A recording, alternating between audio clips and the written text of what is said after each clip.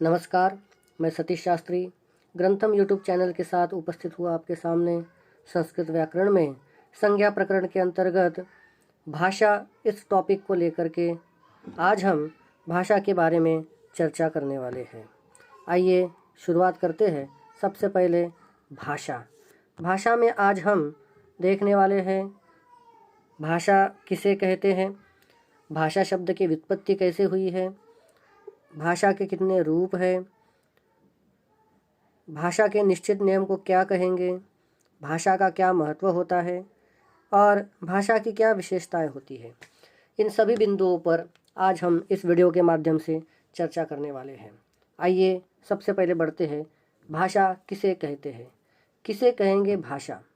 भाषा की परिभाषा। भाष्यते अनया इति भाषा, भावों और विचारों को संप्रेषित करने का माध्यम भाषा कहलाती है।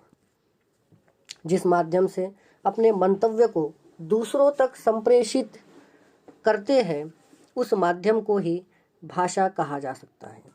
इस तरह स्पष्ट है कि अपने मंतव्य को प्रकट करने में भाषा साधन है, साध्य नहीं है।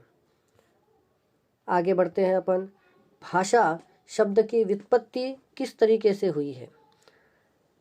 भाषा शब्द की व्युत्पत्ति भाष धातु, जिसका अर्थ होता है स्पष्ट कथन करना, अप्रत्यय और टाप प्रत्यय मिलकर के भाषा शब्द की व्युत्पत्ति हुई है।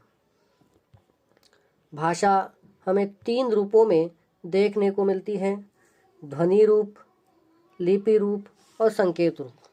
ध्वनि रूप में जैसे अंग्रेजी, संस्कृत, हिंदी, ये जो अपन भाषाएं बोलते हैं, मुंह के द्वारा बोली गई जो भाषा है उसे हम ध्वनि रूप भाषा कहेंगे।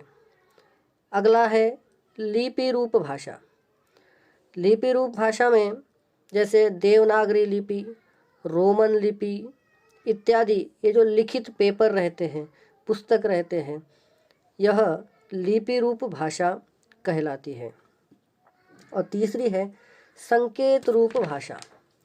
संकेत रूप भाषा में जैसे traffic police, cricket umpire, OMR seat, ये सभी संकेत रूप भाषा कहलाती है। इस तरीके से हमें भाषा के 3 रूप देखने को मिलते हैं। हम अगले बिंदु पे चर्चा करें तो उसमें हमें अगला बिंदु दिखाई देगा निश्चित नियम। प्रत्येक भाषा के निश्चित नियम होना बहुत आवश्यक है। भाषा के तीनों रूपों के प्रसंग में निश्चित नियमों का होना आवश्यक है। इन निश्चित नियम को ही व्याकरण कहा जाता है।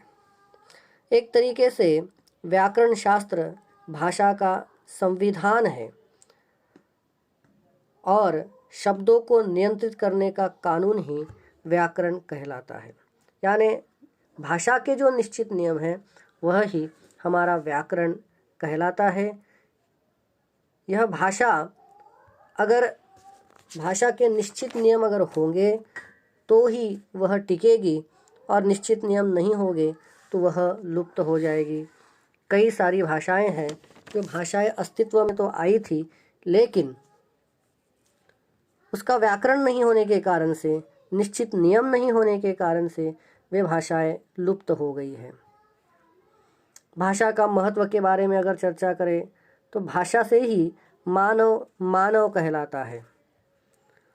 यानी भाषा ही एक ऐसा साधन है जिससे मनुष्य अपने भावों को व्यक्त कर पाता है। भाषा की अगर विशेषताओं की अगर बात करें तो भाषा अनुकरण से सीखते हैं। दूसरी बात, भाषा वातावरण परिस्थिति के अनुसार भाषा का अर्जन होता है। भाषा हमेशा बदलती रहती है। भाषा का कोई अंतिम स्वरूप नहीं होता और कोई भी 2 भाषाएं एक समान नहीं होती। यह भाषा की विशेषताएं हमें देखने को मिलती है। इस तरीके से हमने आज भाषा इस टॉपिक के आधार से इस वीडियो के माध्यम से जानकारी प्राप्त की। बने रहिए ग्रंथम यूट्यूब चैनल के साथ। कमेंट करें, लाइक और शेयर करें और सब्सक्राइब करना तो कतई न भूलें। मिलते हैं अगले वीडियो में, तब तक के लिए धन्यवाद, नमस्कार।